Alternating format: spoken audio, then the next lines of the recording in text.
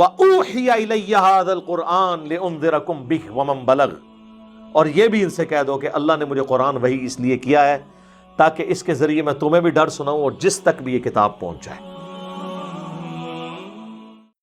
ان الحمد للہ نحمده ونستعینه ونستغفره ونعوذ باللہ من شرور انفسنا ومن سیئات اعمالنا من يهده الله فلا مضل له ومن يضلل فلا هادي له واشهد ان لا اله الا الله وحده لا شريك له واشهد ان محمدا عبده ورسوله اما بعد فان خير الحديث كتاب الله وخير الهدي هدي محمد صلى الله عليه واله وسلم وشر الامور محدثاتها وكل محدثة بدعة وكل بدعة ضلالة وكل ضلالة في النار۔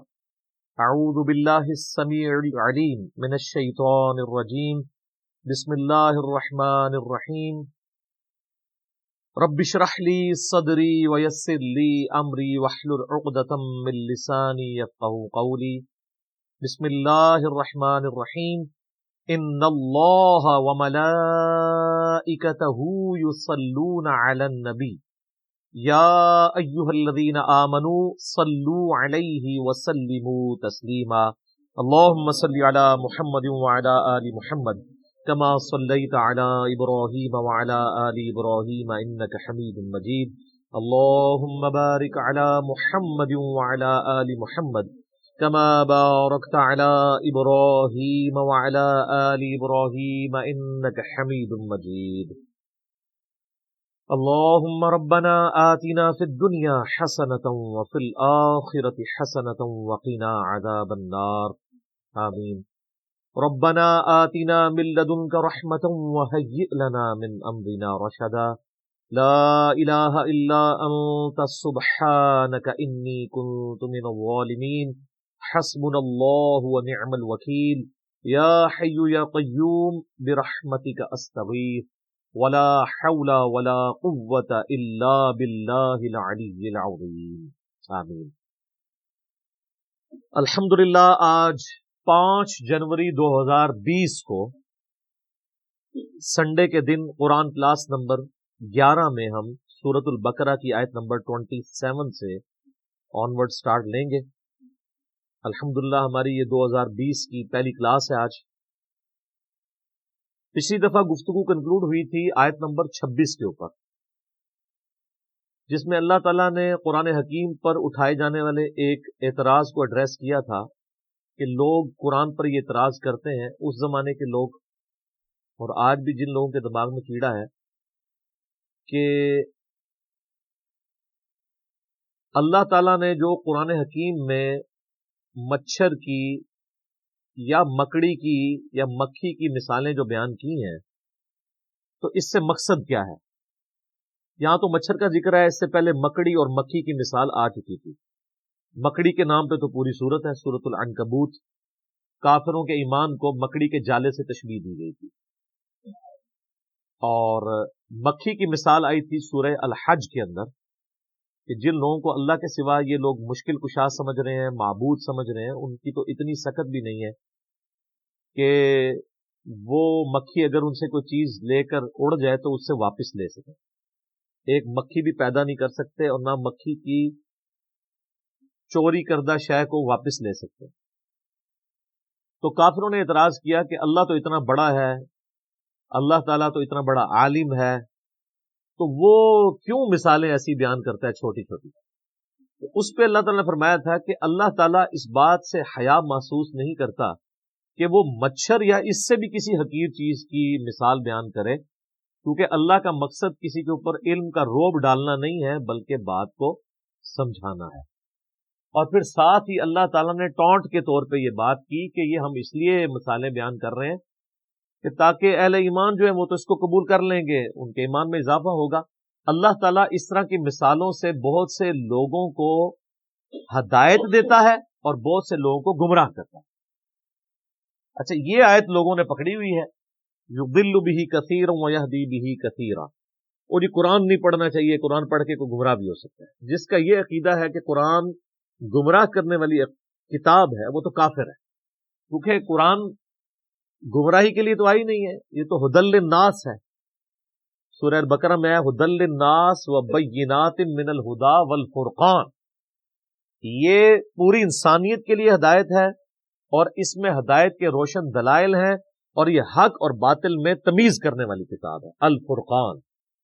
और ये अल फुरकान जो है, ये सिर्फ किताब नहीं है, जिस शख्स पे ये नाजिल हुई है उनके बारे में सही बुखारी में हदीस है, मुहम्मदुन फर्कुन बैनन नास, मोहम्मद सल्लल्लाहु अलैहि वसल्लम लोगों में हक और बातिल के एतबार से फर्क है। तो हमारे महबूब सल्लल्लाहु अलैहि वसल्लम भी अल फुरकान है, और उन पे जो किताब नाजिल हुई है भी अल फुरकान है, यानी हक और बातिल में तमीज करने वाली किताब।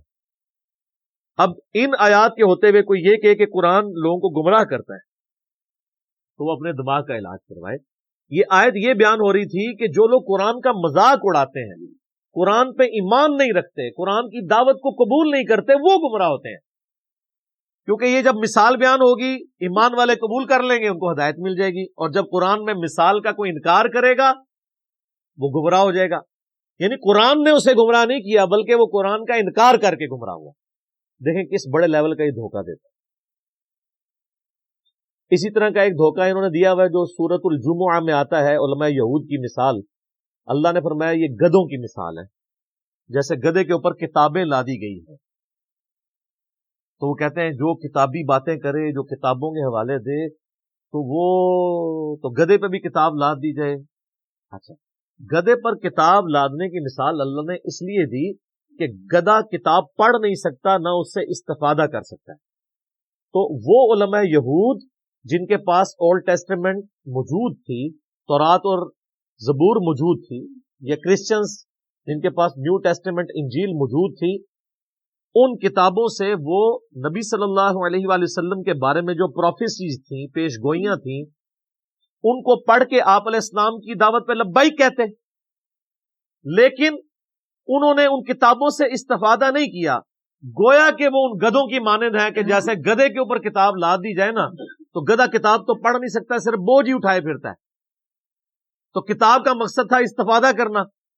तो अल्लाह ने उलमा यहूद को इस्तिफादा न करने की वजह से कहा है कि ये गधों की मिसाल है। तो माजरत के साथ हमारे उलमा के लिए ये मिसाल बयान हुई है। वही खराबियां यहां भी पैदा होंगी ना, बुखारी मुस्लिम में हदीस आती है। जो किताबों से इस्तिफादा कर रहा है वो गधे की मिसाल नहीं है, क्योंकि गधा तो किताब नहीं पढ़ सकता। गधे की मिसाल वो उलमा है जिनके शोकेसों में किताबें रखी हुई हैं और वो उनको पढ़ के सही बात नहीं उम्मत तक पहुंचाते। तो किताब पढ़ने वाला, उस पर अमल करने वाला गधा नहीं होता, बल्कि किताब को रख देने वाला, सिर्फ सजाने वाला, और रोब के लिए बड़े बड़ी वो अरबी किताबें प्रिंट करके तो यूं खोल के लोगों को जो है वो ये तासुर देना कि हम बहुत बड़े अल्लामे हैं और अमल कोई ना करना, वो गधे की मिसाल। तो थोड़ी सी अपनी भी अकल इस्तेमाल किया करें कि जो लोग कुरान और सुन्नत से आपको दूर कर रहे हैं, ये मुसलमानों की शक्ल में शयातीन है। अगर हमें कोई यहूदी या ईसाई आके कहे ना कुरान डायरेक्ट ना पढ़ना, गुमराह हो जाओगे, हम कहेंगे देखा अल्लाह का दुश्मन है, इसीलिए मुझे कुरान से रोक रहा है। और अगर यही बात कोई मौलवी करे, हम कहते हैं सुभान अल्लाह, मुफ्ती साहब ने सही फरमाया। तो ऐसी अकल का फिर मातम ही करना चाहिए। तो अब अल्लाह ताला इस आयत को आगे खोल रहा है कि ये जो मैंने कहा कि कुरान के जरिए गुमराही कमाते हैं वो लोग, तो उन लोगों के अंदर निशानियां क्या पाई जाती हैं जो कुरान की दावत को न कबूल करके गुमराही कमाते हैं। कबूल करने वाले तो हिदायत में, वो है अब अगली आयत, अल्लज़ीना यनक़ुदून अहदल्लाहि मिन बअदि मीसाक़िही, ये वो लोग हैं जो अल्लाह से अहद करने के बाद, पुख्ता अहद करने के बाद तोड़ देते।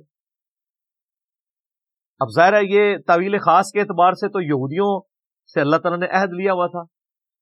आगे चल के आएगा, अल्लाह ताला ने कोहे तूर को उनके ऊपर साहिबान की इतना बुलंद कर दिया था कि इस किताब तौरात पे ईमान लाओ वरना पहाड़ तुम्हारे ऊपर गिरने लगे।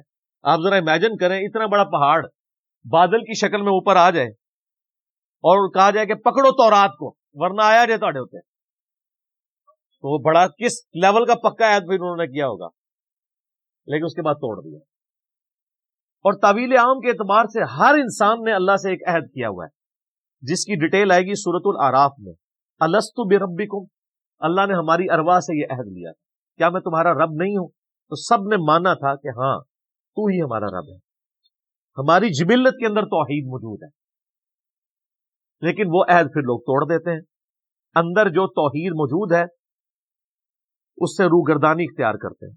वयक़तऊन मा अमरल्लाहु बिही अन यूसल, और वो रहमी रिश्तों को तोड़ देते हैं जिनके जोड़ने का अल्लाह ने हुक्म दिया है। हुकूकुल इबाद का मामला आ गया। पहली चीज हुकूकुल्लाह और तौहीद, और दूसरी चीज हुकूकुल इबाद में वो लोग कमजोर होते हैं। हुकूकुल इबाद में वही कमजोर होगा ना जो अल्लाह के मामले में कमजोर होगा। अगर उसे सूरतुन निसा की आयत पता होगी कि जो लोग यतीमों का माल ना हक हड़प कर रहे हैं वो अपने पेट में दोजख की आग भर रहे हैं, जो आग इस वक्त तो हमें नहीं जला रही लेकिन गवर्नमेंट पोजीशन में है, आखिरत के अंदर ये एक्टिव हो जाएगी। तो डॉक्टर सिराज साहब अक्सर कहा करते थे रहिमहुल्लाह ताला कि जो दुनिया में सिर्फ मॉरल लॉज जो है वो ऐसे हैं जो एक्टिव नहीं है, फिजिकल लॉज सारे एक्टिव। अगर किसी की जुबान पे अंगारा रख दिया जाए जुबान जल जाएगी, लेकिन हराम का लुकमा रखा जाए, आप खंजीर भी बेशक जुबान पे रख लें जुबान नहीं जलेगी, क्योंकि वो मॉरल लॉज है। वो आखिरत में जाके वो एक्टिव हो जाएंगे। किसी ने हराम का माल खाया था, दुनिया में ना भी निकले, उसके पेट में दर्द ना भी हो, आखिरत में वही सारा माल उसके ऊपर अजाब बन के मुसल्लत कर दिया। तो हुकूकुल इबाद के मामले में भी कता रहमी करते हैं, और कता रहमी से मुराद जो रहमी रिश्ते हैं, आपके करीबी रिश्तेदार हैं, उनके साथ वो उसमें सलूक नहीं करते। बुखारी और मुस्लिम दोनों में हदीस है, जब अल्लाह तआला ने सिला रहमी को पैदा फरमाया तो उसको मुखातिब करके कहा कि जो तुझे जोड़ेगा मैं उससे अपना ताल्लुक जोड़ूंगा, और जो तुझे तोड़ेगा मैं उससे अपना ताल्लुक तोड़ लूंगा। ये इस्लाम में हुकूकुल्लाह और हुकूकुल इबाद ये पैरेलल में चलते हैं। वो गामदी साहब अक्सर एक बात करते हैं कि अगर किसी शख्स ने किसी का माल ना हक हड़प किया है, या किसी ने अपने भतीजों या भांजों की जायदाद के ऊपर नाहक कब्जा कर लिया है, या अपनी सिस्टर की विरासत दबा ली हुई है, और वो ये समझता है कि मैं पहले तहज्जुद के 2 नफल पढ़ता था अब 4 पढ़ लूंगा तो मेरी वो चीजें माफ हो जाएंगी, ना, कभी नहीं माफ हो। आप खाने काबे में तकबीर उला के साथ पूरी जिंदगी भी नमाजें पढ़ते रहे, एक पैसा भी किसी का दबाया वो माफ नहीं होना। बुखारी और मुस्लिम दोनों में हदीस है, जिसने एक बालिश जमीन भी किसी की दबाई 7 जमीनों का तोक उसके गले में डाल दिया जाएगा क़यामत वाले दिन। 7 जमीनों का तोक सिर्फ एक बालिश 9 इंच जमीन। यहां लोग पूरे पूरे मकान हड़प कर जाते हैं, प्लॉट हड़प कर जाते हैं लोगों के, और वो लोग ये समझते हैं कि हम 1 लाख बंदों का दस्तरखान चला के, जो हमने लोगों से जबरदस्ती जमीनें हथियाई हैं और अपनी हाउसिंग स्कीम्स बनाई हुई हैं, ये 1 लाख लोगों को रोजाना खाना खिलाना, 1 अरब लोगों को भी रोजाना कोई खाना खिलाए, अल्लाह को फर्क नहीं पड़ता। अल्लाह के क्राइटेरिया ही बिल्कुल डिफरेंट है। ये इंप्रेस हो जाना किसी की नेकी से, ये तो मेरा आपका मामला है ना। इसीलिए मुस्लिम शरीफ में हदीस है, अल्लाह तुम्हारी शक्लों और माल को नहीं देखता, दिलों और अमाल को देखता। कि किया किस लिए था। शक्ल जितनी मर्जी मासूम नूरानी बना लो, माल जितना मर्जी अल्लाह की राह में खर्च कर दो, अल्लाह ने तो ये चेक करना है ये क्या है, किस चक्कर में कर रहा है। और कुरान हकीम में कम अज कम 4 मकामात पे ये मजमून रिपीट हुआ है कि जो इस किस्म के अमाल करने वाले लोग हैं, अल्लाह फरमाता है क़यामत वाले दिन हम उनके अमाल की तरफ बढ़ेंगे और उनको बिखरा हुआ गुबार कर देंगे। जैसे कोई एक फुटबॉल की तरफ बढ़ता है ना और ठोकर मार के परे करता है, अल्लाह ताला फरमाता है हम ऐसे लोगों के अमाल को खत्म कर देंगे। वो अमाल तो है ही नहीं थे, वो जिन कामों के लिए वो किए गए थे वो उनको अजर मिल चुका। मुस्लिम शरीफ की हदीस जो है एक लटकती हुई तलवार है कि क़यामत वाले दिन नबी अलैहिस्सलाम फरमाते हैं, सही मुस्लिम में हदीस मौजूद है, एक सखी को, एक शहीद को और एक कारी को बुलाया जाएगा। कारी को अल्लाह बुला के कहेगा तुझे कुरान का इल्म दिया था, इसके बदले तूने मेरे लिए क्या किया? कहेगा या अल्लाह मैंने कुरान सीखा और सिखाया, इससे अफजल अमल ही कोई नहीं था। अल्लाह ताला फरमाएगा तूने इसलिए सब कुछ किया कि लोग तुझे कहें बड़ा अल्लामा है, बड़ा कारी है, तो दुनिया में तुझे अजर मिल चुका है। जिस काम के लिए तूने एफर्ट पुट की थी तूने अजर कमा लिया, मेरे यहां कोई अजर नहीं, उल्टा मुंह करके दोज़ख में। फिर एक सखी को बुलाया जाएगा, अल्लाह फरमाएगा इतना माल दिया था क्या किया? कहेगा या अल्लाह मेरे दस्तरखान चलते थे, غریبوں کو بانٹتا تھا میں، آئے دن میں سیلاب کے اندر جا کے میں وہ چیک کاٹ کے دیا کرتا تھا، کتنے لوگوں کا خرچہ میں نے اٹھایا ہوا تھا۔ اللہ تعالیٰ بتائے گا یہ تو نے سب کچھ اس لیے کیا لوگ تجھے کہیں بڑا سخی ہے، بڑا اللہ کی راہ میں خرچ کرنے والا ہے، تو لوگوں نے خوب تیری تعریف کی ہے نا دنیا میں، تو بس یہی اجر تھا، میرے پاس کوئی اجر نہیں ہے تیرے لیے۔ الٹا منہ کر کے دوزخ میں۔ اللہ کی آپ غیرت دیکھیں کہ اللہ تعالیٰ کسی نیک عمل کو بھی قبول کرنے کے لیے تیار نہیں ہے اگر خالصتاً اس کے لیے نہ ہوا۔ اللہ بڑا ڈاڈا ہے۔ کتابوں کا خدا اور ہے اور بابوں کا خدا اور، یہ کتابوں کا خدا ہے۔ مسند احمد میں حدیث ہے جس نے دکھلاوے کے لیے نماز پڑھی اس نے شرک کیا، پڑھی نماز کیا شرک، جس نے دکھلاوے کے لیے روزہ رکھا اس نے شرک کیا، اور جس نے دکھلاوے کے لیے صدقہ کیا اس نے بھی شرک کیا۔ اچھا کر رہا نیکی ہے اور الٹا جدو کہتے ہیں گاٹے فٹ ہو رہی ہیں شرک، ریاکاری۔ اور مسلم شریف کی حدیث میں آتا ہے تیسرا وہ لایا جائے گا شہید، تو اللہ تعالیٰ کہے گا تجھے میں نے اچھی صحت دی، سب کچھ دیا، اس کے بدلے تو نے میرے لیے کیا کیا؟ تو کہے گا یا اللہ جان تو تھی، دے دی تجھے سب سے قیمتی چیز اپنی۔ اللہ فرمائے گا تم نے جان اس لیے دی کہ تاکہ لوگ تمہیں بہادر کہیں، تو دنیا میں تمہیں اس تعریف سے نوازا گیا تھا، ہو سکتا ہے مرنے کے بعد میڈلز بھی مل گئے ہوں، میرے پاس کوئی اجر نہیں ہے، الٹا منہ کر کے دوزخ۔ یہ اللہ تعالیٰ نے 3 سیمپل بیان کیے ہیں۔ اس انسانیت میں نیک اعمال کے اعتبار سے اس سے بڑا کوئی عمل ہو سکتا ہے کہ کوئی شخص قرآن کا علم سکھاتا ہو، نمبر 2 اللہ نے دولت دی ہو اللہ کی راہ میں خرچ کرتا ہو، اور نمبر 3 جان بھی اللہ کے لیے دے دے۔ یہ 3 سب سے بڑی نیکیاں ہو سکتی ہیں نا کائنات میں، تو تینوں کا آپ حشر دیکھ لیں تو باقی تو کسی کھاتے کے اندر ہی نہیں آتا۔ کوئی مجھے بتائے ان تینوں سے بڑی کوئی نیکی ہو سکتی ہے؟ بخاری میں حدیث ہے سب سے بہتر وہ جو قرآن سیکھے اور سکھائے۔ بخاری مسلم میں حدیث ہے کہ حسد اسی شخص پہ کیا جا سکتا ہے، رشک، کہ جسے اللہ نے قرآن کا علم دیا ہو، وہ قرآن کی تلاوت بھی کرتا ہو، لوگوں کو سکھاتا بھی ہو، اس سے بڑی کوئی چیز ہو نہیں سکتی۔ اور جان دینا سر، اس سے تو بڑی کوئی چیز ہی نہیں ہے۔ جو اللہ کی راہ میں قتل ہو جائے، اللہ نے فرمایا ان کو مردہ بھی مت کہو، لیکن یہاں دیکھ لیں۔ اور اللہ کی راہ میں خرچ کرنا، قرآن میں نماز کے بعد سب سے زیادہ زور ہے انفاق فی سبیل اللہ کے اوپر، وہ بھی فارغ۔ تو یہ ساری چیزیں کسی نہ کسی کیٹیگری میں حقوق العباد کے اندر لائی کرتی ہیں۔ تو یہ ایسے لوگ ہیں جو قطع رحمی کرتے ہیں، وَيُفْسِدُونَ فِي الْأَرْضِ، اور زمین میں فساد مچاتے ہیں۔ فساد تو خود ہی ہو جائے گا نا جب آپ کسی کی حق تلفی کریں گے، تو وہ بڑا ہو کے خود کو حملہ آور ہی بنے گا نا آپ کے اوپر، بدلہ ہی لے گا نا آپ سے۔ جب آپ کسی کے ساتھ زیادتی کریں گے تو زمین میں فساد فی الارض تو ہوگا نا۔ یاد رکھیے گا معاشرہ 2 چیزوں پہ چلتا ہے، احترام جان پہ اور احترام مال پہ۔ جس معاشرے میں جان کی حفاظت نہ ہو اور مال کی حفاظت نہ ہو، وہ معاشرہ سٹیبل نہیں ہو سکتا، چاہے وہ جتنا مرضی بڑا مذہبی معاشرہ ہو۔ اور اگر معاشرہ بالکل لا مذہب ہو لیکن احترام جان اور احترام مال ہو، وہ معاشرہ چلے گا جو آپ دیکھ سکتے ہیں یورپ اور امریکہ، کتنے لوگ سکون میں ہیں۔ آپ کے کتنے پرہیزگار لوگ بھی وہاں جا کے کہتے ہیں جی ہم نے تو وہاں دیکھا ہے جی ہر چیز طریقے سے چل رہی ہے، ہوتے وہ مسلمان ہیں لیکن وہاں کی تعریف کر رہے ہیں۔ کیوں؟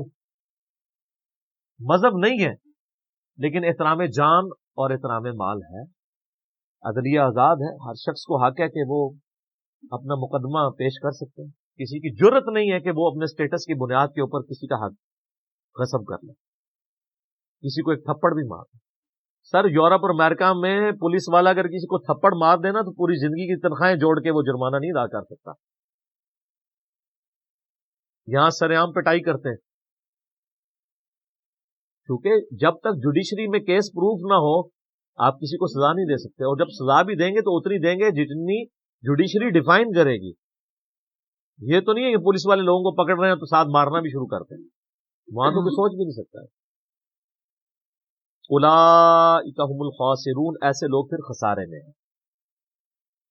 بڑی اہم آیت آ رہی ہے، آیت نمبر 28، کیف تکفرون باللہ، تم کیوں کر اللہ کا انکار کر سکتے ہو، کیسے کر سکتے ہو اس اللہ کا انکار، وَكُنْتُمْ أَمْوَاتًا فَأَحْيَاكُمْ، कि तुम मुर्दा थे, उसने तुम्हें जिंदा किया।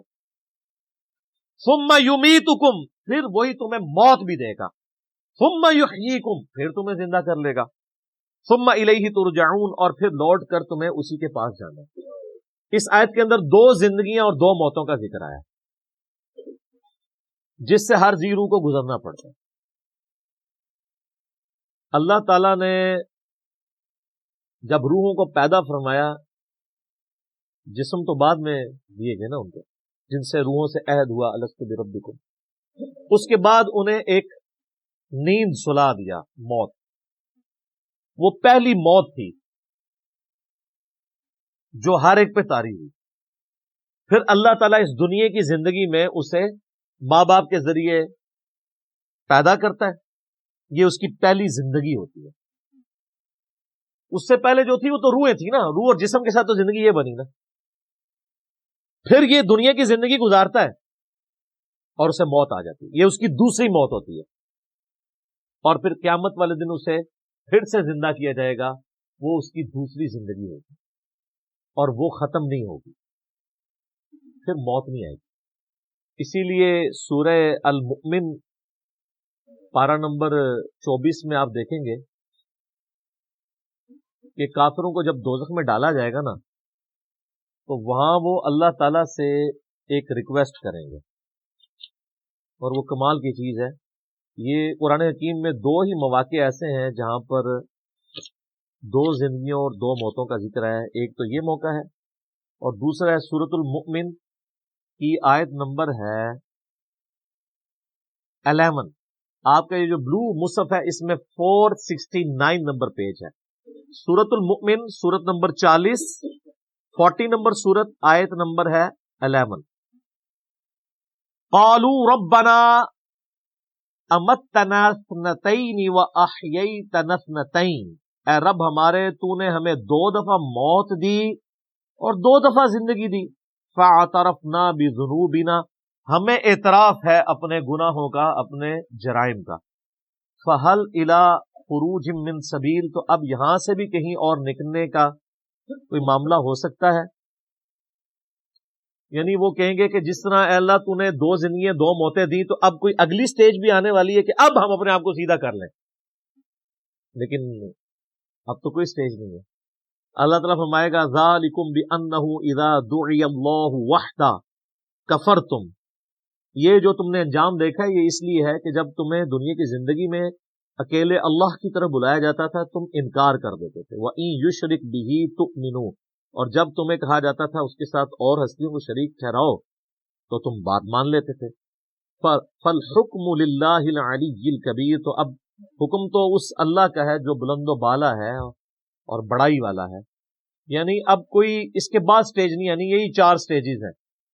पहली मौत जो अल्लाह ने अरवाह को सुला दिया, उसके बाद पहली जिंदगी जब जिस्म दे के माँ बाप के जरिए दुनिया में ज़हूर हुआ, और फिर दुनिया की जिंदगी गुजार के किसी को जवानी में मौत, किसी को बुढ़ापे में मौत, और उसके लिए मौत कोई भी हो सकता है। कोई एयर क्रैश में मरेगा, कोई हार्ट के फेलियर से मरेगा, कोई गुर्दों के फेलियर से मरेगा, कोई किसी शेर के मुंह में चला जाएगा, तो रोड एक्सीडेंट में मर जाएगा। एग्जिट हर बंदे का इस दुनिया में, तो वो दूसरी मौत होगी उसकी। और फिर दूसरी जिंदगी है क़यामत वाले को, जिसके बाद मौत नहीं आनी। बुखारी में हदीस है कि मैदान माशर में ला के मौत को मेंढे की शक्ल में ज़बह किया जाएगा। जन्नती जो है वो घबराते हुए जन्नत के किनारे आएंगे और दोस्त की खुशी के साथ दोज़ख के किनारे आएंगे कि शायद हमें कोई निकाला जा रहा है, क्योंकि निदा दी जाएगी कि एक सेरेमनी हो रही है, आ जाओ देख लो। और वो सेरेमनी ये होगी कि मौत को कत्ल किया जाएगा, और फिर अल्लाह ताला की तरफ से कहा जाएगा कि अब जो जन्नत में खुशखबरी है उनको मौत नहीं आनी, और जो दोज़गी हैं उनके लिए इबरत है। अब इबरत क्या है? अब हमेशा की नाकामियां मुकद्दर है कि उन पर भी मौत नहीं आनी। तो उन पे ऐसी मायूसी तारी होगी जो कभी तारी नहीं हुई होगी, क्योंकि अब उम्मीद की आखिरी किरण भी खत्म हो गई ना। सूरह अल फुरकान में आता है ना कि वो मौत अल्लाह तरफ मांगेगा, एक नहीं हजारों मौतें आज मांगो, मौत नहीं तुम्हें आएगी। क्योंकि मौत से वो समझेंगे कि मामला टल जाए, तो मौत नहीं आएगी। अल्लाहुम्मा अजिरना मिनन्नार, اللهم من احييته منا فاحyi على الاسلام ومن توفيته منا فتوفه على الايمان. تو اللہ تعالیٰ بتا ہے پھر زندہ کر کے تمہیں اپنے رب کی طرف لوٹایا جائے گا. آپ دیکھیں یہ ابھی 4 رکوع مکمل نہیں ہوئے اور پورے قرآن کا خلاصہ، الہامی کتابوں کا خلاصہ، انبیاء کی دعوت کا خلاصہ، زندگی کا مقصد، سب کچھ سورۃ البقرہ کے پہلے 4 رکوعوں کے اندر کور ہو گیا. هو الذی خلق لکم ما فی الارض جمیعا، وہی اللہ ہے جس نے زمین میں ہر چیز تمہارے لیے پیدا کی. یعنی یہ سب کچھ انسان کے لیے پیدا ہوا ہے. ایک ویسے وہ ضعیف روایت بھی ہے نا المستدرک الحاکم میں نبی الاسلام کے بارے میں کہ اگر میں تجھے نہ پیدا کرتا تو یہ کائنات پیدا نہ کرتا. اصول محدثین پہ روایت صحیح نہیں ہے، لیکن پرنسپلی یہ بات درست ہے کہ زمین و آسمان یہ سب چیزیں اللہ نے انسان کے لیے پیدا کی ایز اے اسپیشیز. سورہ ہود میں بھی آتا ہے، اور اس لیے کہ لیبلوکم ایکم احسن عملا. سورۃ الملک میں بھی آتا ہے تاکہ تمہیں آزمایا جائے کہ کون تم میں سے اچھے اعمال کرتا ہے. تو یہاں پہ بھی اللہ تعالیٰ ہمارا ہے کہ ہم نے جتنا کچھ زمین میں سب کچھ انسان کے لیے پیدا کیا. اور دیکھیں سر ہر چیز انسانیت کی خدمت میں لگی ہوئی ہے. آپ کسی چیز کا ذکر کریں، ہم آپ کو سائنٹیفکلی پروف کریں گے کہ وہ انسان کی خدمت میں. سورج انسان کی خدمت میں ہے. سورج کی تپش کی وجہ سے سمندروں کا پانی ایویپوریٹ ہوتا ہے اور وہ بارش کی شکل میں ہم پہ برستا ہے. گلیشیئرز کی فارم میں برف باری ہوتی ہے پہاڑوں کے اوپر، اور وہ سٹوریج ٹینک ہیں اللہ کے. ورنہ سمندر سے اگر آپ کو یہاں پانی لانا پڑے 1000 کلومیٹر دور تو مصیبت نہ بن جائے. تو وہ فری میں وہاں سے پانی پہنچ رہا ہے شمالی علاقوں میں، وہاں پہ گلیشیئرز، اور پھر اسی سورج کی تپش سے وہ گلیشیئر پگھلتے بھی ہیں. اگر آپ کو گلیشیئر پگھلانے پڑ جائیں تو کتنی انرجی چاہیے. آپ کے تو گھر کی گیس نہیں روٹی پکانے کے لیے پوری ہو رہی، ان گلیشیئرز کو کون پگھلا سکتا ہے؟ اور پھر وہ جب گلیشیئرز پگھلتے ہیں تو زمین کے اوپر بھی دریا چلتے ہیں اور زمین کے نیچے بھی سوتوں میں دریا چلتے ہیں. سینکڑوں تربیلا ڈیم کے برابر تو پنجاب صرف زمین سے پانی نکال رہا ہے. وہ اللہ کے بنائے ہوئے ڈیم ہے. اچھا، پھر اس پانی کے ذریعے فصلیں اگ رہی ہیں. فصلیں نہ اگیں جانور نہیں کھا سکتے، ہم نہیں کھا سکتے، نہ جانور زندہ رہ سکتے ہیں نہ ہم زندہ رہ سکتے ہیں اگر پانی نہ ہو اور اگر سورج نہ ہو. دنیا میں ہواؤں کا چلنا، موسموں کا بدلنا، ہر چیز ڈیپینڈنٹ ہے سورج پہ. صرف سورج ختم ہو جائے نا خود بخود ساری زندگی روئے ارتھ سے ختم ہو جائے گی، کیونکہ پودے اپنی خوراک ہی نہیں تیار کر سکیں گے. جب پودے مر جائیں گے جانور بھی مر جائیں گے تو انسان کیا کھائے گا؟ مٹی کھا کے زندہ رہ سکتا ہے؟ ختم. تو اللہ تمہارے زمین میں ہر چیز میں نے تمہارے لیے پیدا کی ہے، اور اس میں امپلائڈ ہے کہ تمہیں اپنے لیے پیدا کیا. وہ آگے چل کے پھر دعوت آ جائے گی کہ یہ جو پریویلیج اسی نہیں صرف دے دیے گئے ہیں کہ لو جی جناب یاشی کرو، نہیں، اس کے گیس میں کچھ ڈیمانڈ بھی کر رہا ہوں. سورہ ذاریات میں تو کھل کے مضمون ہے نا، وما خلقت الجن والانس الا لیعبدون. ہم نے جنوں اور انسانوں کو نہیں پیدا کیا سوائے اس لیے کہ وہ ہماری عبادت کریں. ہمیں مانے نہیں، صرف عبادت کریں. اور عبادت کا مطلب ہے اللہ کو ماننا اور اللہ کی ماننا، ٹوٹل اوبیڈینس. ثم استوى الى السماء، پھر اللہ تعالی آسمان کی طرف متوجہ ہوا یا مستوی ہوا. فسواہن 7 سماوات، اور پھر آسمانوں کو 7 آسمان بنا دیا. وَهُوَ بِكُلِّ شَيْءٍ عَلِيمٌ، اور وہ ہر چیز کو اپنے علم کے ذریعے گھیرے ہوئے ہے. اب یہ پورا بریک اپ پھر آگے جا کے سورہ ہود میں، سورہ حامیم السجدہ میں آئے گا کہ 6 دنوں میں اللہ تعالیٰ نے جو ہے وہ زمین و آسمان کو پیدا فرمایا اور جتنے ریسورسز رکھے. اس کے اوپر میرا ایک کلپ بھی ریکارڈڈ ہے یوٹیوب پہ اپلوڈڈ، آپ دیکھ سکتے ہیں. آج میں اس بحث میں نہیں پڑھوں گا. یہ جو استوا الی السماء ہے، ہم اس کو اللہ کے سپرد کرتے ہیں کہ جیسا کہ اس کی شان کے لائق ہے، اس کا بلند ہونا. اس کی کیفیت میں ہم نہیں پڑھ سکتے، یہ متشابہات میں سے ہے. اب میرے بھائیوں، ہمارے ماں باپ کا ذکر خیر شروع ہوا چاہتا ہے یہاں سے. یہ ہے امپورٹنٹ رکوع. پہلے 3 رکوعوں میں تو اللہ تعالیٰ نے سب کچھ کور کیا. پہلے انسانیت کی جو 3 کیٹیگریز ہیں ان کو ایڈریس کیا. کون کون سی؟ مؤمن، کافر اور منافق. اور اس کے بعد قرآن حکیم کو اس اعتبار سے پیش کیا کہ کوئی کتاب ایسی پیش کر سکتے ہو تو پیش کرو، تم عاجز آ جاؤ گے، یہ اللہ کی طرف سے نازل ہوئی ہے. پھر اس کتاب کے اس کو بھیجنے والے نے اور ہمیں پیدا کرنے والے نے ہمیں کیوں پیدا کیا، اس کتاب کو بھیجنے کا مقصد کیا تھا.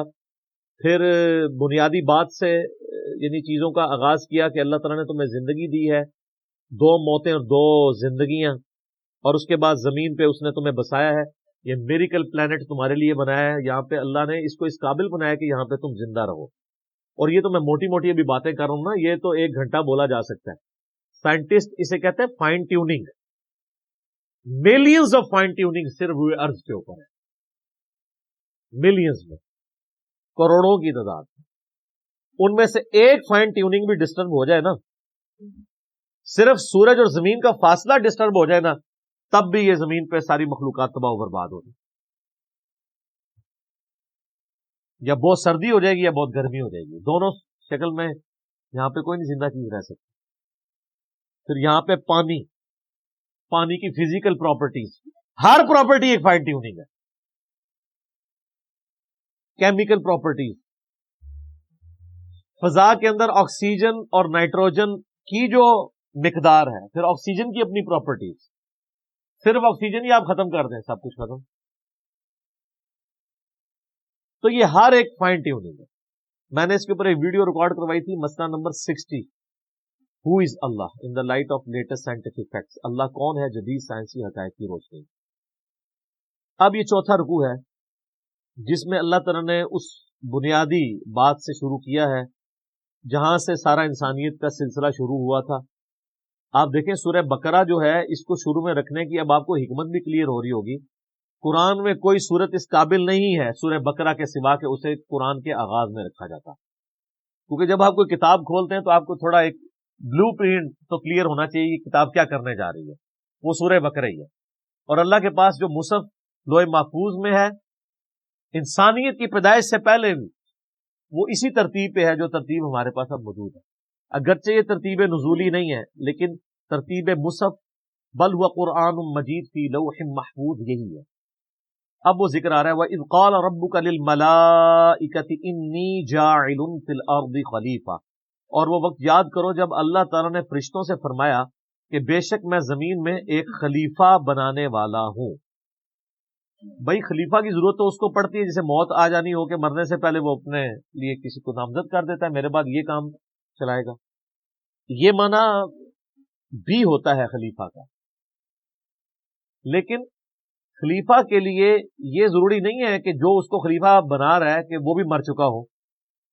اس کو آپ دنیاوی مثال سے سمجھیں کہ جب یہاں پہ انگریزوں کی حکومت تھی نا، تو یہاں پہ وائسرائے ہوتے تھے جو آپ سمجھ لیں ایک پپٹ کنگ، ایک کٹ پتلی ایک جو ہے وہ کنگ کے طور پہ بیہیو کرتے تھے. ان کی اپنی کوئی مرضی نہیں ہوتی تھی، جو کچھ وہاں سے آتا تھا اس کو کرتے تھے. ویسے تو آج بھی کٹ پتلی ہے، اس وقت تو بہت زیادہ ہی تھے. وہ ملکہ کی طرف سے، کنگ کی طرف سے جو آرڈر آتا تھا اس کو امپلیمنٹ کرتے.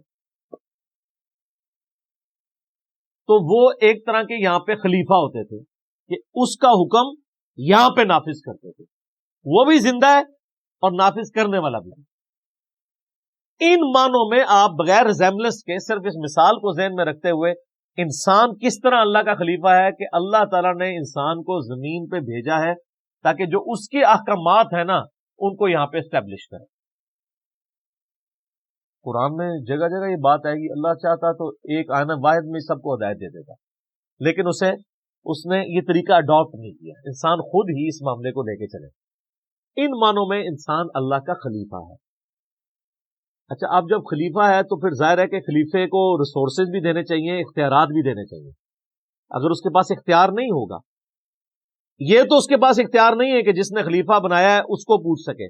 البتہ وہ جو کچھ امپلیمنٹ کروانا چاہ رہا ہے نیچے، اس کا اختیار تو وائسرائے کو ہوگا نا ان لمٹس کے اندر. تو اللہ تعالیٰ نے دیکھ رہے ہیں انسان کو کیا اختیار دیا ہے. حق اور باطل کی تمیز دی ہے، اپنی مرضی سے معاملات کو چلتا ہے. چند ایک چیزیں اللہ نے اپنے پاس رکھی ہیں کہ اس کی کتنی زندگی ہونی ہے، اس نے کہاں پیدا ہونا ہے، اس کے ماں باپ کون ہونے ہیں. جو چیزیں اس کی تقدیر کے ساتھ جڑی ہوئی ہیں ان کے بارے میں اس نے سوال بھی نہیں کرنا.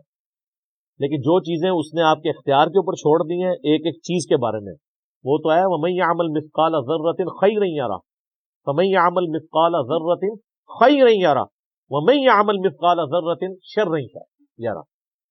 ذرے کے برابر بھی نیکی ہے وہ بھی پکڑی جائے گی کہ ہاں یہ ہے جی تولو اس کو، یہ بھی اس نے کی ہوئی ہے، اور ذرے کے برابر گناہ ہے وہ بھی نہیں چھپ سکے گا. اکثر لوگ پوچھتے ہیں نہیں وہ اللہ تعالیٰ چاہتا تو ہم نیک ہو جاتے، تو تقدیر کے اوپر چیزوں کو ڈال. تقدیر پہ صرف وہ چیزیں آپ ڈالیں گے جو اللہ تعالیٰ نے آپ سے نہیں پوچھی.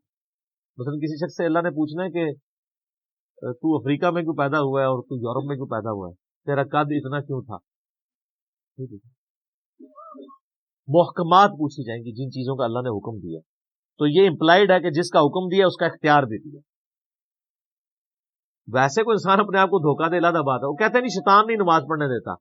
تو میں اس کی مثال دیتا ہوں. آج اگر گورنمنٹ اناؤنسمنٹ کرے کہ جو فجر کی نماز تکبیر اللہ سے پڑھے گا تو 1,00,000 روپے کا چیک لے لے فی نماز، تو سارے دنیا کے شیاطین مل کے ایک بندے کی بھی فجر نہیں چھڑا سکتے. آپ جس کے بارے میں گمان کر سکتے ہیں کہ اٹھ ہی نہیں سکتا، وہ جی شروع تو انجی ہے یہ آنکھ ہی نہیں کھل دی تکو جناب کس نے آنکھ کھل دی ہوگی.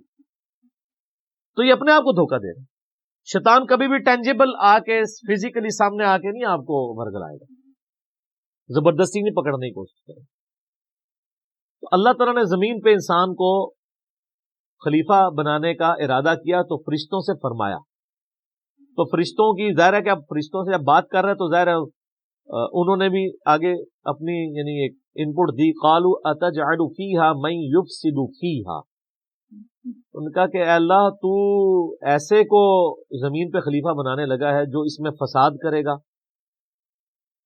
وَيَسْفِكُ الدِّمَاءَ، اور اس میں خون ریزی کرے گا. اچھا اب اس کے اوپر بڑی بحثیں ہوتی ہیں کہ یہ فرشتوں کو کیسے پتہ چل گیا. بعض لوگ تو فرشتوں کا علم غیب اس سے ثابت کر رہے ہیں، حالانکہ علم غیب کا تو کچا چٹا آگے کھل جائے گا. جب حضرت آدم کو اللہ نے چیزوں کے نام بتا دیے تو ان کو کوئی نہیں آئے فرشتوں کو. یہ فرشتوں کی اسیسمنٹ تھی، اس لیے کہ فرشتوں کا یہ ماننا تھا کہ وہ اللہ ہی ہے کہ جس کے پاس اختیار ہو تو وہ اپنے اختیار کو مس یوز نہیں کرے گا. مخلوق چونکہ ناقص ہے، اگر مخلوق کو بھی وہ اختیار دیا گیا تو وہ اس کو پرفیکشن کے ساتھ یوز نہیں کریں گے، وہ شر کا ہی غلبہ ہوگا، خیر کا نہیں ہوگا. فرشتے تو خود چونکہ سراپا خیر ہیں ان میں شر ہے ہی نہیں ہے. ایک یہ توجیہ ہے جو اصل توجیہ. اور ایک توجیہ یہ بھی ہو سکتی ہے جس کو سپورٹ قرآن حکیم کسی حد تک کرتا ہے. سورۃ الحجر کے اندر آتا ہے کہ اللہ تعالیٰ نے جنوں کو انسانوں سے پہلے پیدا کیا تھا، اور جن بھی صاحب اختیار مخلوق ہے، اور جنات بھی آپس میں وہی حرکتیں کرتے تھے لڑنے مرنے والی. تو فرشتوں نے اسی پر قیاس کیا کہ جس طرح جنات کر رہے ہیں یہ بھی یہی کچھ کرے گا. اور ساتھ انہوں نے کہا وَنَحْنُ نُسَبِّحُ بِحَمْدِكَ، اور اے اللہ ہم تو تیری تسبیح تیری حمد کے ساتھ کر رہے ہیں. وَنُقَدِّسُ لَكَ، اور تیری پاکی بھی بیان کر رہے ہیں. یعنی اگر مقصد یہی ہے کہ تو نے اپنی عبادت کے لیے پیدا کرنا کسی مخلوق کو، تو ہم سے زیادہ کون عبادت کر رہا ہے؟ ہمارے ہوتے ہوئے کسی اور مخلوق کو کیوں پیدا کیا جا رہا ہے؟ لیکن فرشتوں کو یہ بات نہیں پتا تھی کہ فرشتے وہ مخلوق ہیں جو اپنی مرضی سے عبادت نہیں کر رہے، بلکہ بلٹ فار عبادت ہے بائی ڈیفالٹ، جسے کمپیوٹر کی لینگویج میں کہا جاتا ہے. ان میں تو اختیار ہی نہیں نافرمانی کا. شیطان نے بھی اس لیے نافرمانی کی کہ وہ جنوں میں سے تھا. سورہ الکہف میں آئے گا نا، کانا من الجن ففسق عن امر ربی، وہ جنوں میں سے تھا اس لیے اس نے اپنے رب کی نافرمانی کی، ورنہ فرشتہ ہوتا تو نافرمانی نہ کرتا. قرآن میں جگہ جگہ یہ مضمون ہے کہ فرشتے تو اللہ کی حکم حدودی کرتے ہی نہیں ہیں. قال انی اعلم ما لا تعلمون، تو اللہ نے فرمایا میں وہ کچھ جانتا ہوں جو تم نہیں جانتے. مراد یہ کہ میرا یہ ایک پلان ہے اور مجھے پتا ہے میں کیا کر رہا ہوں. سر آپ بڑے قیمتی ہیں.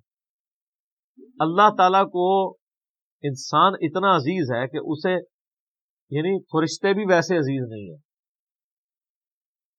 آپ کا مقدمہ فرشتوں کے ساتھ اللہ تعالیٰ لڑ رہا ہے کہ مجھے پتا ہے میں نے کیوں بندے بنائے ہیں، حالانکہ اللہ کو بھی پتا تھا کہ کوئی کورونا ایک داڑا ہی نکلنا ہے بندے کا پوتا، لیکن سر وہ ایک بندہ جو نکلنا ہے نا، وہ بندہ جبرائیل پہ بھی بھاری ہے، کیونکہ جبرائیل تو اپنی مرضی سے خدا کو مانے ہوئے ہیں۔ اسی لیے میں کہتا ہوں کہ حضرت جبرائیل علیہ السلام اگر مجھے کہنا کہ میرے ساتھ ایمان ایکسچینج کر لو تو میں کبھی بھی نہ کروں۔ یہ جو انسان کو اللہ نے خوبی دی ہے نا کہ انسان اپنی مرضی سے اپنے رب کو چوائس کرتا ہے، سر یہ حسرت تو جبرائیل کے دل میں ہمیشہ ہی رہے گی کہ میں نے رب کو اپنی مرضی سے نہیں چنا بلکہ رب نے مجھے چنا ہوا۔ انسان کسی کے لیے کمٹمنٹ شو کرے اپنی مرضی سے، جو اس کا مزہ ہے وہ کسی اور چیز کا مزہ ہو سکتا ہے۔ وَعَلَّمَ آدَمَ الْأَسْمَاءَ كُلَّهَا، تو اللہ تعالیٰ نے آدم علیہ السلام کو ہر چیز کے نام سکھا دیے، پوٹینشلی ہر چیز کا نام اللہ تعالیٰ نے حضرت آدم علیہ السلام کو سکھا دیا۔ یہی وہ ایکوائرڈ نالج ہے، فزیکل فینامنا آف نیچر کا علم۔ شروع میں آپ کوئی بھی چیز ڈسکور کرتے ہیں تو اس کا نام ہی رکھتے ہیں نا، جب بھی کوئی چیز ڈسکور ہوتی ہے تو اس کا نام رکھا جاتا ہے۔ لوہا دریافت ہوا تو اس کو انسانیت نے نام دیا، کوئی جانور دریافت ہوتا ہے جو پہلے علم میں نہیں، اس کو نام دیا جاتا ہے، کوئی دھات دریافت ہوتی ہے تو پیریوڈک ٹیبل میں آپ کو پتا ہے اب تو کمپلیٹ ہو چکا ہے، تو وہ جو بھی چیز ڈسکور ہوتی ہے اس کو نام دیا جاتا ہے۔ تو پوٹینشلی اللہ تعالیٰ نے آدم علیہ السلام کو چیزیں سکھا دی تھی، لیکن وہ آہستہ آہستہ انسانیت نے ترقی کی ہے، وہی علم جو ہے وہ جو پوٹینشلی یعنی ان کے اندر یہ پوٹینشیل موجود تھا، ایکسپلور ہونے میں دیکھ لیں 10,000 سال لگ گئے، اور آج دیکھ لیں انسان کا علم کہاں پہ پہنچ چکا ہے، عقل دنگ ہے۔ آج سے 100 سال پہلے کا انسان زندہ ہو جائے تو وہ پاگل ہو جائے کہ انسان وہ سمجھ لے کہ یہ جنت ہی ہے، ہر چیز کس طریقے سے کنٹرول کی ہوئی ہے۔ الیکٹرانکس کی دنیا میں جو ایکسپلوژن ہوا ہے، پوری انسانی تاریخ میں اتنی ترقی نہیں ہوئی جتنی پچھلے 50 سالوں کے اندر ہوئی ہے۔ تو یہ ایکوائرڈ نالج، سائنس کا علم، چیزوں کے نام سکھا۔ ثم عرضهم علی الملائکہ، پھر اللہ تعالیٰ نے فرشتوں پہ اس کو پیش کیا۔ فقال انبئونی باسماء هؤلاء ان کنتم صادقین، تو اللہ نے فرمایا اگر تم سچے ہو نا تو مجھے ان چیزوں کے نام بتا دو، یعنی جو میں نے پلان سوچا ہوا تھا تم یہ سمجھتے ہو کہ یہ پلان درست نہیں تھا یا بہتر نہیں تھا، تو میرے پلان میں جو چیز ہے اب مجھے ان چیزوں کے نام بتاؤ جو میں نے اس کو کیپیبلٹی دی ہے اس انسان کو جو تمہیں نہیں دی ہے۔ تو انہوں نے سیدھی سیدھی بات کر دی، قالوا سبحانک لا علم لنا الا ما علمتنا، انہوں نے کہا اے اللہ تو ہر عیب سے پاک ہے، ہمیں تو علم نہیں ہے مگر وہی جو تو نے ہمیں سکھایا۔ اب میرا معصومانہ سوال ہے کہ حضرت جبرائیل کو چیزوں کے نام نہیں آتے تو اولیاء اللہ جو آپ نے بنائے ہوئے ہیں وہ کہتے ہیں دل کے حال جانتے ہیں، ان کی کیا اوقات ہے؟ حضرت جبرائیل تو صرف فرشتے نہیں ہیں، فرشتوں کے پیغمبر ہیں، عام انسانوں سے تو افضل ہیں، تو وہ حضرت آدم کے دل کا حال جان لیتے نا، آدم کو تو سکھا دیے تھے نا، آدم کے تو دل میں وہ نام آ گئے تھے نا، تو جو دل کا حال پڑھ لیتے ہیں تو وہ کہتے ہیں یا اللہ ابھی پڑھ کے بتا دیتے ہیں۔ جب شیخ عبد القادر جیلانی دل کا حال پڑھ لیتے ہیں تو ہم تو فرشتے ہم نہیں پڑھ سکتے، ابھی آدم کا دل پڑھ کے آپ کو بتاتے ہیں کہ آپ نے کیا کچھ سکھایا ہوتا، سب کچھ کہانی ہے۔ قرآن کے ہر صفحے پہ اتنی بڑی بڑی چپیڑیں ہیں سب کانٹیننٹ انڈیا، پاکستان اور بنگلہ دیش کی فرسودہ نظریات کے اوپر، اس لیے انہوں نے ایسے بالکل صحیح ٹوٹکا آپ کو بتایا کہ قرآن پڑھنا نہیں ہے، اس کے سوا چارہ ہی کوئی نہیں ان کے پاس، یہ رسک لے بھی نہیں سکتے، ترجمے بھی صرف برکت کے لیے کیے ہیں۔ میں آپ کو صحیح بتا رہا ہوں، آپ بہار شریعت کھول کے دیکھیں، فقہ حنفی کا انسائکلوپیڈیا ہے نا اردو زبان کے اندر، مفتی امجد علی صاحب نے لکھا ہے، اعلیٰ حضرت احمد صاحب بریلوی صاحب کے خلیفہ ہیں، تو جب نماز کا چیپٹر شروع ہے نا وہ ہر چیپٹر سے پہلے نا جو ٹاپک ڈسکس کرتے ہیں نا اس پہ احادیث لے کے آتے ہیں۔ طہارت کا چیپٹر ہوگا تو بخاری مسلم سے احادیث لے کے آئیں گے، وضو کے اوپر، غسل کے اوپر، ان ساری چیزوں کے اوپر۔ اسی طریقے سے حج کا چیپٹر آئے گا، احادیث لے کے آئیں گے۔ نماز کا جب چیپٹر آیا نا تو اس میں بھی حدیثیں لے کے آئے، لیکن حدیثیں کون سی کہ نماز پڑھنے سے گناہ معاف ہو جاتے ہیں، پتوں کی طرح جھڑ جاتے ہیں، اب آگے نماز کا طریقہ بھی تو لکھنا چاہیے تھا نا ان کو، تو وہ حدیثیں چھوڑ دی، باقی جتنی بخاری مسلم میں حدیثیں نہیں ساری ایک جگہ جمع کر دی، لیکن ضمیر تو ملامت کرتا ہے نا، تو اینڈ پہ جا کے لکھا کہ یہ احادیث ہم صرف برکت کے لیے لکھ رہے ہیں، رہا ان احادیث کی روشنی میں نماز کا طریقہ اخذ کرنا تو وہ ہمارا کام ہی نہیں، ہمارے بزرگوں نے بہت عرصہ پہلے یہ کام کر دیا، ہمیں اسے دوبارہ کرنے کی ضرورت نہیں ہے۔ وہ بزرگ جو بہت عرصہ پہلے کام کر کے گئے نا، وہ کام کر کے نہیں گئے، کام پا کے گئے نا۔ تو یہ اندھا تھا جب بخاری مسلم سے حدیثیں لکھ رہا تھا، اس کو نہیں پتا تھا کہ نماز کا طریقہ، جب تم فضائل لکھ رہے ہو نماز کا طریقہ بھی اسی بخاری مسلم سے لکھو نا، اور پھر بتاؤ کہ بزرگ کام ڈال کے گئے ہیں۔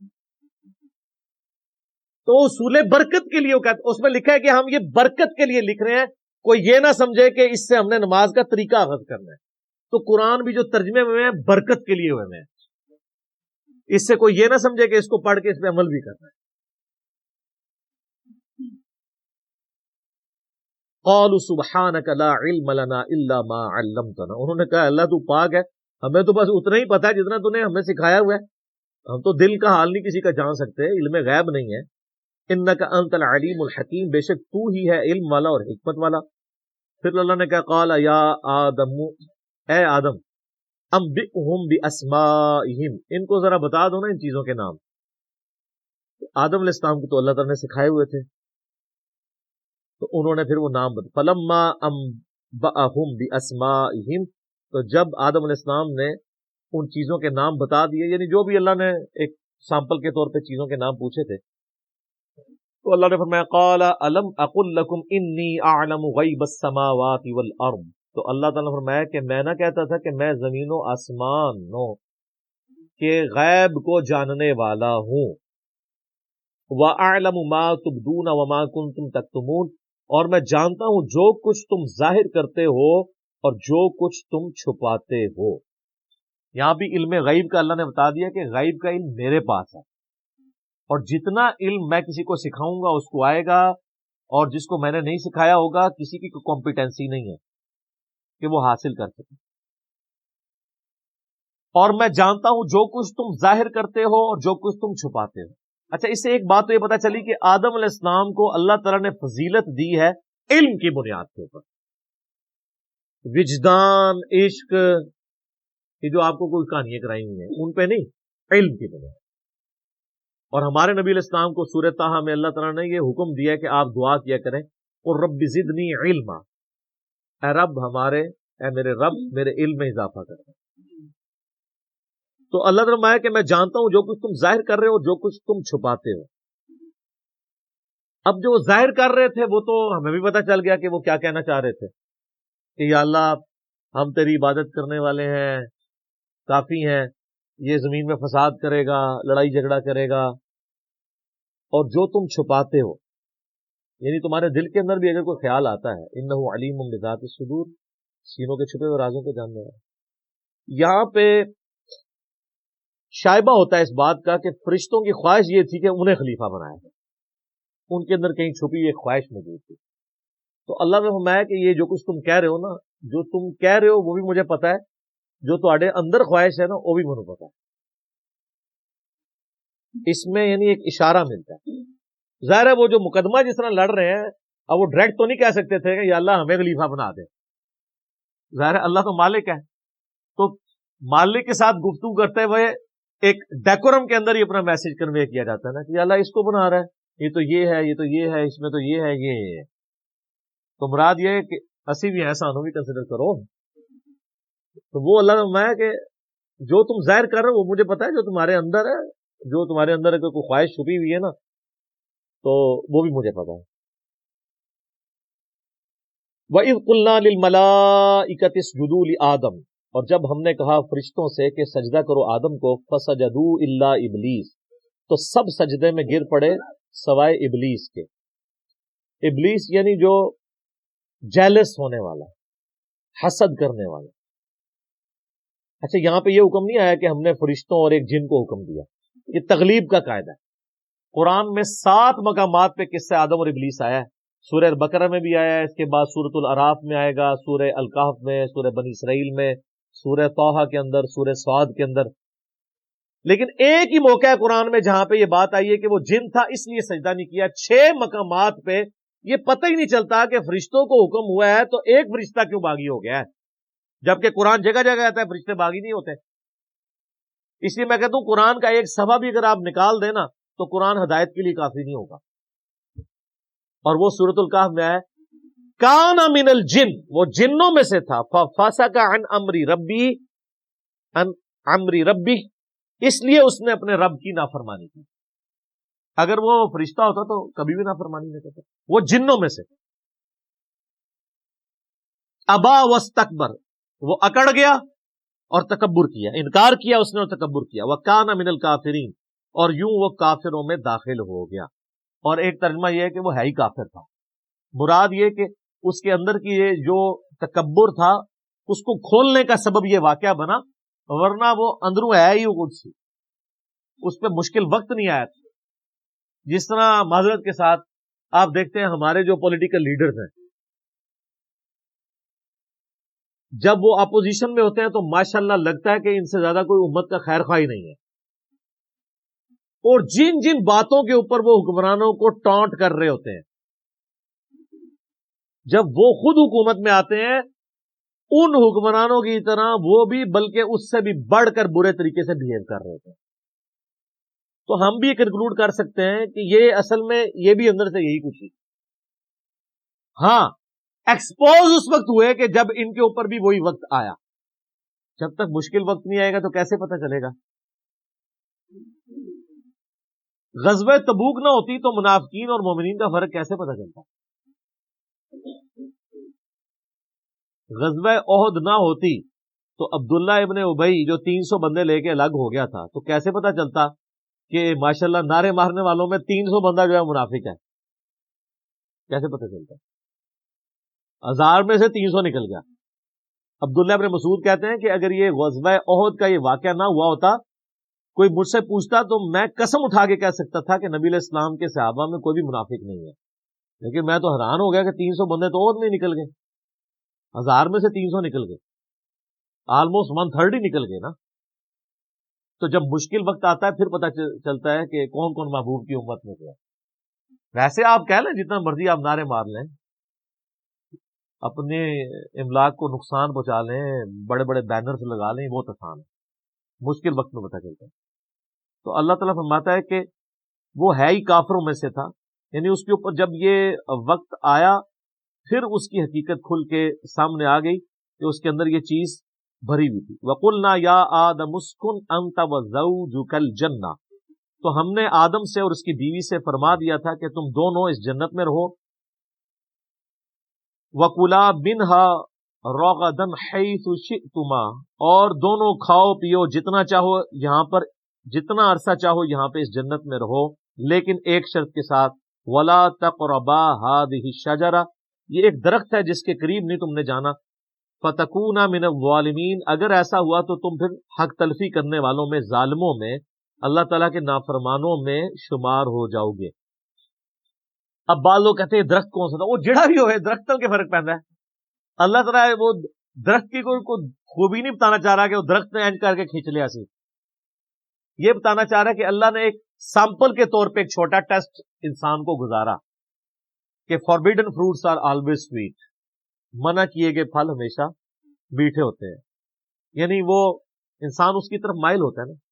تو یہ انسانیت کا ایک ٹیسٹ تھا کہ دنیا میں، چونکہ اللہ نے تو پہلے ہی پلان کر دیا تھا کہ دنیا میں تو میں نے بھیجنا ہے، یہاں پہ انہوں نے رہنا ہے، تو ان کے لیے کچھ چیزیں ہوں گی جو میری طرف سے حکم ہوں گی یہ کرنی ہے، اور کچھ چیزیں ایسی ہوں گی جو منع کی گئی ہوں گی. اس کے لیے ایک چھوٹا سا آپ سمجھ لیں اینول ایگزامینیشن سے پہلے ایک چھوٹا سا ٹیسٹ سمجھ لیں، اس میں سے یہ گزارا.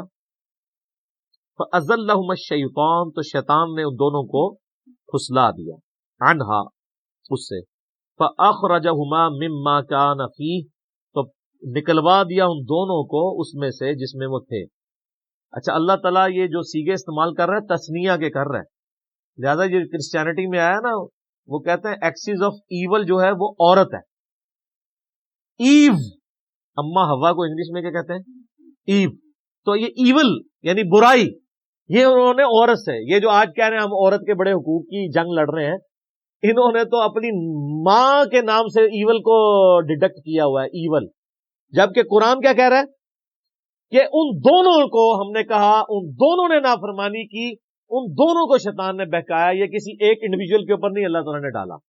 کیونکہ ہر ایک کی اپنی مرضی تھی، سیدنا آدم کی بھی اپنی مرضی تھی اور اما حوا کی بھی۔ اچھا آپ کو ملے گا کہ وہ مور کی شکل میں مطلب اس کے پاؤں کے ساتھ لگ کے داخل ہوا، یہ ساری کی ساری فضول چیزیں ہیں کہ ان کے پیچھے پڑا جائے، ایک انٹرسٹ کے طور پہ ہو سکتا ہے، لیکن اس چکر میں پڑھنا کہ وہ کیسے گیا تھا جی جناب کے تسی راہ ڈک لینا ہوتا کیسے گیا تھا، وہ جس طرح مرضی گیا ہوئے کو فرق نہیں پہنتا، یہ یعنی خام خواہ کی بحثیں ہوتی ہیں۔ مسلم شریف میں حدیث ہے نا کہ نبی علیہ السلام نے میں اور قیامت اس طرح ساتھ بھیجے گئے ہیں جیسے یہ دو انگلیاں۔ ہمیں ایک بندے نے جناب یہاں پہ اکیڈمی میں رابطہ کر کے کہہ رہا ہے جی کیڑیاں دو انگلیاں جوڑیاں تھا حضور نے، وہ بھائی جڑیاں بھی دو جوڑیاں نے، بتانا آپ علیہ السلام یہ چاہ رہے تھے، یہ والے ویسے یہی دو جوڑی تھی شہادت کی اور درمیان والی، کہ میرے بعد اب قیامت ہی آئے گی، کوئی پیغمبر نہیں آئے گا، یعنی نبی علیہ السلام خود بھی قیامت کی خبر ہے۔